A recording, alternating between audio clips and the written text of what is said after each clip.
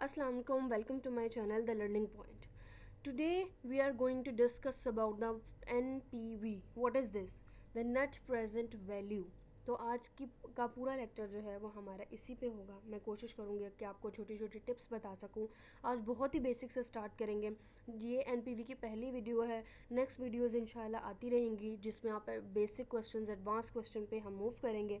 तो आज हम बेसिक चीज़ें पढ़ते हैं कि एनपीवी है क्या, इसको समझ लेते हैं हम क्यों एनपीवी यूज़ करते हैं. ठीक है, तो उसके लिए सबसे पहले हम एक छोटी सी आप कह लें मीनिंग इसका देखते हैं कि एनपीवी का मीनिंग क्या है, क्या है एनपीवी के अंदर क्या चीज़ है ये. तो इस सब चीज़ों को हम देखते हैं. आपने बिल्कुल भी परेशान नहीं होना इस टॉपिक से. इट्स वेरी इजी टॉपिक, बहुत आसान है, बहुत ही जूसी टॉपिक है ये. आपको बहुत ज़्यादा इसमें मज़ा आएगा. ठीक है, तो हम देखते हैं एनपीवी के डेफिनेशन या आप कह दो इसके मीनिंग क्या है. जो सिंपल ओन वर्ड्स मीनिंग है वो हम पहले देख लेते हैं. तो सबसे पहले यहाँ पे है नेट प्रेजेंट वैल्यू का. मैंने बहुत ही सिंपल वे में मीनिंग आपको बताया है. जैसे कि लिखा है यहाँ पे, when we convert all the future cash flows in their present values this set to be NPV. जब आप क्या करते हो, फ्यूचर कैश फ्लोज होते हैं. Future cash flows are those cash flows which is estimated, which is based on estimations. You don't know about them. आपको उनके बारे में नहीं पता होता वो कितने एग्जैक्ट हैं.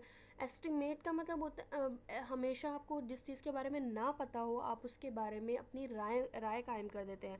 या अकॉर्डिंग टू द मार्केट का सर्वे करने के बाद जो चीज़ आप को लगता है कि ये होना चाहिए, जो ट्रेंड चल रहा होता है, this is basically called the estimate. ठीक है, उसके अंदर फैक्ट्स एंड फिगर्स फिक्स नहीं होती, एस्टिमेटेड फैक्ट्स एंड फिगर होती हैं. तो वो फ्यूचर कैश फ्लोज जो कि आप उनको कन्वर्ट करते हो किस चीज़ में, प्रेजेंट वैल्यू में कन्वर्ट करते हो. आपने हमेशा हर चीज़ इसके अंदर एनपीवी में क्या आपकी एस्टिमेशन पे बेस कर रही है. ठीक है जी, एस्टिमेशन पे बेस कर रही है एनपीवी. आपने फ्यूचर कैश फ्लोज को जो आपके 2 साल बाद 3 साल बाद जो भी कैश फ्लोज हैं उनको आपने प्रेजेंट वैल्यू पे लेके आना है. प्रेजेंट वैल्यू पे लेकर आएंगे तो ये आपकी एनपीवी के बेसिकली वो प्रेजेंट वैल्यू कहलाएगी. और एनपीवी कैसे कहलाएगी, नेट प्रेजेंट वैल्यू कैसे बनती है, जब आप उसको मज़ीद हम कुछ पर्पसेस करेंगे इसके कि क्या पर्पज़ ये क्या प्रोसेसेस होते हैं वो अब आप देखेंगे तो आपको समझ आएगा कि बेसिकली व्हाट इज़ एनपीवी. तो यहाँ पे सिंपल सा आपको मैंने बता दिया कि आप फ्यूचर कैश फ्लो से अपनी वैल्यू को प्रेजेंट पे लेकर आओगे. ठीक है, तो फिर आपकी एनपीवी कैलकुलेट हो सकती है. फार्मूला बहुत ही सिंपल है जो आप पढ़ते भी रहे हो काफ़ी. हमने एफसी में भी ये फार्मूला पढ़ा है, आपने कैफ में भी फार्मूला ये डिफरेंट जगह पे देखा होगा. तो यहाँ पे है फ्यूचर वैल्यू जो होती है आपकी, उसको आप डिवाइड कर दो 1 + interest power whole power -n is your number of years. आप कह दो जो भी आपका टर्म है उससे आपने इसको डिवाइड कर दिया. दिस इज़ द फार्मूला जिससे आप अपनी प्रेजेंट वैल्यू कैलकुलेट कर सकते हो. ठीक है, कोई इसमें कॉम्प्लिकेशन नहीं है, बहुत ही सिंपल छोटी सी स्लाइड है, बहुत ही इंटरेस्टिंग सी चीज़ है. ठीक, अब मैं एक एग्जांपल के थ्रू आपको समझाती हूँ जिससे आपको एनपीवी ज़्यादा समझ आ जाएगी. ठीक है, ओके. यहाँ पे आपको पिक्स नज़र आ रही होंगी. एक पिक्चर में है इन्वेस्टर और एक है प्रोजेक्ट.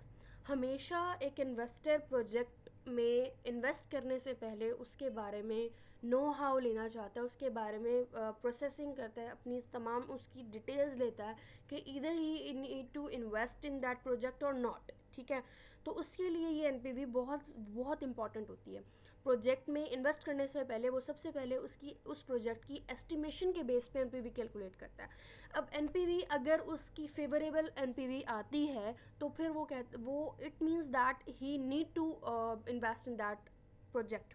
तो उसे करना ही चाहिए उस प्रोजेक्ट में, because that project become beneficial for it. ठीक है, उसके लिए बहुत ज़्यादा बेनिफिशियल होगा. अब इसके अंदर हमने देखा कि एक इन्वेस्टर एंड प्रोजेक्ट है. अब आपको एरो से नज़र आ रहा होगा कि एक रिक्वायर्ड रेट होता है. रिक्वायर्ड रेट वो होता है जो कि आपका इन्वेस्टर मांगता है. आपका इन्वेस्टर चाह रहा होता है कि मुझे ये रेट मिले, मैं इन्वेस्ट करूँ तो मुझे ये रेट मिलना चाहिए. जो उसकी थिंकिंग होती है, उसकी डिमांड होती है, that rate is called the required rate. Next आपके पास जो है वो है IRR, internal rate of return कहते हैं इसको. IRR, internal rate of return. वो रेट होता है जो कि प्रोजेक्ट आपको देता है, ठीक है। इन दोनों रेट की बेसिस पे ही आप क्या कैलकुलेट करते हो, अपना एनपीवी, जिसकी बेसिस पे आप अपना डिसीजन लेते हो कि आपको प्रोजेक्ट में इन्वेस्ट करना है या प्रोजेक्ट में इन्वेस्ट नहीं करना। तो बहुत ज़्यादा इंपॉर्टेंट है ये दोनों रेट आपके, ठीक है जी। इसकी बेसिस पे ही आप अपना जजमेंट देते हो, अपना डिसीजन लेते हो मार्केट में, ठीक। ये बहुत सिंपल सी बात है, छोटी सी बात है, जो आपको अल्हम्दुलिल्लाह आपको समझ आ गई होगी, मैं उम्मीद करती हूँ, ठीक है। अब हम कुछ और चीज़ें देखते हैं, कुछ केसेस देखते हैं कि एनपीवी किस तरह से हमें कब इन्वेस्ट करना चाहिए, हमें कब इन्वेस्ट नहीं करना चाहिए, या अगर इन्वेस्ट कर दें तो भी कोई फ़ायदा नहीं है, अगर इन्वेस्ट ना करें तो भी कोई प्रॉब्लम नहीं है, ठीक है। तो अब उसके उन केसेस को देख लेते हैं ताकि आपको क्लियर अंडरस्टैंडिंग हो, मज़ीद अच्छे से समझ आ जाए। तो यहाँ पे कुछ सिचुएशंस बना दी हैं, कुछ केसेस मैंने बताए हैं, जिससे आपको ये आइडिया हो जाएगा कि हमें इन्वेस्ट करना चाहिए एक प्रोजेक्ट में या नहीं करना चाहिए। तो केस नंबर 1 में आपको नज़र आ रहा होगा कि आर जो है बेसिकली कौन सा है, रिक्वायर्ड रेट, जो मैंने भी आपको पीछे बताया। आर रिक्वायर्ड रेट है, वो अगर इक्वल है IRR के, जो कि इंटरनल रेट ऑफ रिटर्न है, इट मीन्स एनपीवी आपकी ज़ीरो होगी, ना ही आपको प्रॉफिट होगा ना ही आपको लॉस होगा। इट मीन्स कोई फ़ायदा नहीं है इसमें इन्वेस्ट करके, आपके पैसे जितने थे उतने ही रहेंगे, आपको कोई लॉस कोई प्रॉफिट नहीं होगा, ठीक है। लेकिन अगर आप कर भी चुके हैं उस प्रोजेक्ट में इन्वेस्टमेंट करने के बाद, अगर आप एनपीवी कैलकुलेट कर रहे हैं, इट मीन्स कि आपको कोई भी आपको वरीड होने की ज़रूरत नहीं है। जितना आपने रिटर्न मांगा था उतना ही आपको मिला है, कोई प्रॉब्लम नहीं है इसमें, ठीक है। आप उसमें ईजीली इन्वेस्ट कर सकते हैं क्योंकि आपको जितना आप मांग रहे हो उतना आपको इंटरेस्ट मिल रहा है, मतलब इक्वल है दोनों रेट्स। इसमें कोई भी चीज़ प्रॉब्लमेटिक नहीं है, कोई आपके लिए प्रॉब्लम क्रिएट नहीं करेगी, ठीक है। नेक्स्ट चीज़ है आर अगर ग्रेटर देन है IRR से, मतलब आपका रिक्वायर्ड रेट जो है वो अगर ज़्यादा है IRR से, जो इंटरनल रेट ऑफ रिटर्न है, तो क्या होगा, आपकी नेगेटिव होगी एनपीवी। नेगेटिव मीन्स के, क्योंकि आप मांग ज़्यादा रहे रेट हो, ज़्यादा रेट आपको की डिमांड ज़्यादा रेट है। लेट सपोज आप 15% आप चाह रहे हो कि मेरी डिमांड है कि प्रोजेक्ट मुझे 15% रेट दे, लेकिन जो आपका इंटरनल रिटर्न है, रेट ऑफ रिटर्न जो प्रोजेक्ट आपको दे रहा है, वो लेट सपोज 12% है। इट मीन्स 15% ज़्यादा है, 12% कम है, एनपीवी नेगेटिव आ जाएगी। इसका मतलब आपको प्रोजेक्ट में इन्वेस्ट नहीं करना चाहिए। आप मांग कुछ रहे हो, आपको मिल कुछ रहा है, आपको इन्वेस्टमेंट इस प्रोजेक्ट में नहीं करनी चाहिए, ठीक है। इसका मतलब ये होगा कि आपके लिए ये प्रोजेक्ट बेनिफिशियल नहीं है, तो मतलब प्रॉफिटेबल नहीं है, क्योंकि आप जो मांग रहे हो आपको नहीं मिल रहा, उससे कम मिल रहा है। थर्ड एंड लास्ट, जो कि आपको हम मतलब आंख बंद करके आप कहते हो कि हमें इस प्रोजेक्ट में नहीं करना चाहिए, इन्वेस्टमेंट करनी चाहिए इस प्रोजेक्ट में, वो क्या है, जब आपका आर आर सॉरी वो लेस देन होगा IRR से, मतलब आपका रिक्वायर्ड रेट कम है और आपका इंटरनल रेट ऑफ रिटर्न ज़्यादा है, आपको प्रोजेक्ट ज़्यादा दे रहा है, आपकी डिमांड कम थी। इट मीन्स आपका हमेशा ये पॉजिटिव ही रहेगा, क्योंकि आपने कम मांगा लेकिन प्रोजेक्ट ने आपको ज़्यादा दिया, तो हमेशा बेनिफिशियल होगा कि आप मांग कम रहे हो, आपका प्रोजेक्ट आपको ज़्यादा दे रहा है। इट मीन्स बहुत फ़ायदेमंद होगा, आपको फ़ौरन इसके अंदर इन्वेस्टमेंट कर देनी चाहिए। It's be very profitable for you, ठीक है। तो ये सिचुएशंस थी 3, जो कि मेन सिचुएशंस होती हैं एनपीवी के अंदर, कि एनपीवी ज़ीरो है तो क्या होगा, एनपीवी नेगेटिव है या एनपीवी पॉजिटिव है, तो कौन कौन सी सिचुएशन, क्या क्या चीज़ें होंगी इन सिचुएशन के अंदर, वो मैंने आपको बहुत ही डीप में बता दिया, डिटेल बता दी है इसकी, ठीक है। बहुत ही सिंपल स्लाइड बनाई है इस वीडियो में, कोई कॉम्प्लिकेशन नहीं है, कोई भी चीज़ आपको ऐसी नहीं मिलेगी जो कि बहुत ही कॉम्प्लिकेटेड और डिफ़िकल्ट हो, ठीक। अब हम नेक्स्ट स्लाइड पे मूव करते हैं, ठीक है। तो यहाँ पे मैंने आपको इस वाली स्लाइड में ना कुछ अप्रोचेस बताई हैं। Approaches mean list all the cash flows expected to rise from the project. सबसे पहला पॉइंट है कि लिस्ट कर लो, आप लिख लो जितने भी कैश फ्लोज आपको एक्सपेक्टेड हैं कि वो होंगे ही होंगे। लाइक जो जितने भी इनफ्लोज हैं, जिस तरह मैंने लिखा है, including initial cash inflows, outflows, initial investment, जितने भी आपके आउटफ्लोज हैं, इनफ्लोज हैं, और या इनिशियल इन्वेस्ट कर रहे हो आप उसमें, वो आप अपना लिख लो, आप अपना उसको लिस्ट डाउन कर लो। बिकॉज एक अप्रोच है सिंपल, ये पहली अप्रोच जिसमें आपको लिस्टिंग करनी है तमाम इनफ्लो की, तमाम आउटफ्लोज की, ठीक है। लिस्टिंग करने के बाद आप क्या करोगे, आपने बेसिकली ये होता है कि लिस्टिंग के बाद आप उसको नेक्स्ट की तरफ मूव करते हो, लिस्ट कर लिया, बेसिक पार्ट कवर हो गया। सेकंड अप्रोच होगी कि discount these cash flow to their present value. अब डिस्काउंटिंग आ गया, जो आपके पास रिटर्न होगा रिक्वायर्ड रेट पे हमेशा आपने अपनी डिस्काउंटिंग करनी है। जो आर होगा आपका डिमांडिंग रेट होगा, आपका रिक्वायर्ड रेट होगा, उस रेट पे आपने हमेशा अपने कैश फ्लोज की डिस्काउंटिंग करनी है ताकि आप अपनी प्रेजेंट वैल्यू पे पहुंच सको। ठीक है। थर्ड अप्रोच क्या है, the net present value of a project is the difference between present value of cost incurred and present value of all the cash flow benefits। मतलब जो आपकी कॉस्ट इनकर्ड हुई है और जितने भी कैश फ्लो के बेनिफिट हैं उनका डिफरेंसेस आपके पास क्या होगा, net present value of a project. ठीक है जी, तो ये डिफरेंस आपने कैलकुलेट करने हैं माइनस करके, और आपके पास आ जाएगी नेट प्रेजेंट वैल्यू कैलकुलेट हो जाएगी, जो कि आपने इनिशियल में जो कॉस्ट लगाई होगी और जितने भी आपके बेनिफिट आपने रिसीव किए हैं उनमें से इसको लेस कर दोगे, प्रेजेंट वैल्यू होनी चाहिए उन सबकी, देन आपके पास आपका नेट प्रेजेंट वैल्यू आएगी, जिसकी बेसिस पे आप डिसीजन ले सकते हो इधर टू कन्वर्ट इट, इधर to invest it in the project और नॉट। ठीक है जी, तो ये अप्रोचेस थी जिससे आप अपने क्वेश्चंस को भी सॉल्व कर सकते हो, जिससे आप एक वैलिड डिसीजन भी ले सकते हो। ठीक है, जॉट डाउन करके इन सब चीज़ों को।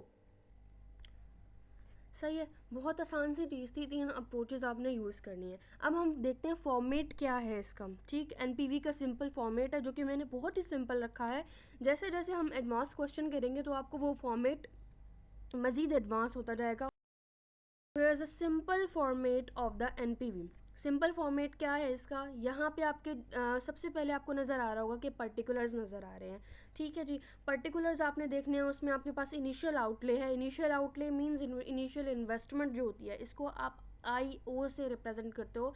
जब आप लिखते हो शॉर्ट फॉर्म इसकी इनिशियल आई ओ है, जिसको इनिशियल आउटले भी कहते हैं, या जो आपने इनिशियली इन्वेस्ट किया है इन योर प्रोजेक्ट, वो आप हमेशा ईयर 0 पे इन्वेस्टमेंट करते हो। ठीक है, 1 2 3 रिप्रेजेंट ईयर्स, जितने भी आपके प्रोजेक्ट के ईयर हैं, it may be 2 years 3 years और इधर 5 ईयर्स और मोर। जितने भी आपके ईयर्स हैं, जो प्रोजेक्ट के आपके एस्टिमेटेड ईयर्स हैं, या जो आपका जो प्रोजेक्ट है वो इतने साल में कंप्लीट होगा, वो आप लोगों ने इस तरह से जॉट डाउन करने हैं। सही है। उसके बाद आपके पास आते हैं सेल्स। सेल्स आपने स्टार्ट करनी है ईयर 1 से, बिकॉज आपने प्रोजेक्टेड में ईयर 0 से तो आप सेल्स नहीं करोगे ना, आप ईयर 1 से सेल्स करोगे, कितनी आपके सेल्स हुई हैं, आप ईयर 2 में इतनी हुई हैं, ईयर 3 में इतनी हुई हैं, तो ये आपने सारी सेल्स रिकॉर्ड कर ली। Variable cost, VC is a variable cost जो कि चेंज होती रहती है, वो कॉस्ट उसको आपने अपनी सेल्स में से माइनस कर देना है। ठीक है, ओके, यहाँ पे मैंने माइनस का साइन ही लगाया, सॉरी फॉर दैट, इसमें माइनस करना है आपने वेरिएबल कॉस्ट, क्योंकि हमेशा सेल्स में से सारी कॉस्ट माइनस होती है। ठीक है, इसी तरह से यहाँ पे सेल्स में से मैंने फिक्स्ड कॉस्ट को भी इसमें से हमें माइनस करना है।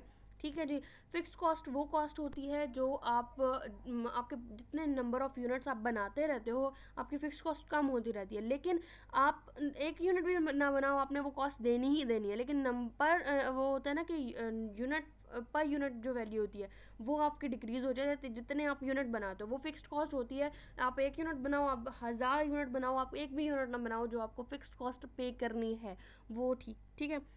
आई होप आपको समझ आ गया होगा, तो ये भी आपने लेस कर देनी है।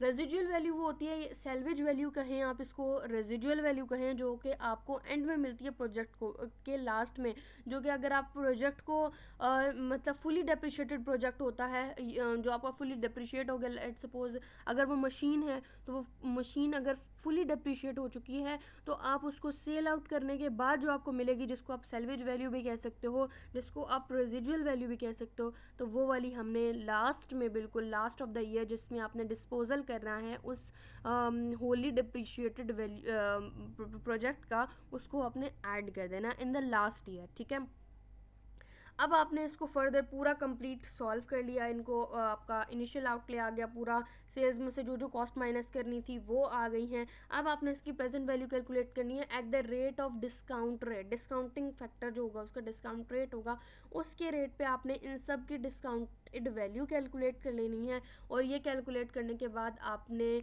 डिफरेंस लेना है और आपकी एनपीवी कैलकुलेट हो जाएगी। इनिशियल आउटले में से आपने तमाम ईयर्स का जो भी प्रेजेंट वैल्यू उसको माइनस कर देंगे, आपके पास आपकी एनपीवी आ जाएगी। उसकी बेसिस पे आप ये डिसीजन लोगे either to invest in the project और not. This is very very important. क्या प्रोजेक्ट आपको, या आपने देखना है कि प्रोजेक्ट मुझे कितना बेनिफिट देगा, प्रोजेक्ट मेरे लिए कितना बेनिफिशियल है। ये तमाम चीज़ें आप नेट प्रेजेंट वैल्यू से कैलकुलेट कर सकते हो कि मैं आज यहाँ पे खड़ा हूँ और मैं अपना 5 साल या 4 साल या what ever the time period जो कि आपके प्रोजेक्ट में लग रहा है, उसमें मुझे कितना मैं कितना कमा सकता हूँ, या मुझे कितना फ़ायदा देगा वो प्रोजेक्ट। ठीक है, तो ये तमाम चीज़ें आप किस चीज़ से कैलकुलेट कर सकते हो, on the basis of estimation हम एनपीवी से ये तमाम चीज़ें कैलकुलेट कर सकते हैं। ठीक है, तो आई होप आपको ये वीडियो बहुत अच्छी लगी होगी, क्योंकि मैंने बहुत कोशिश की है कि तमाम बेसिक चीज़ें मैं इसमें डाल दूँ।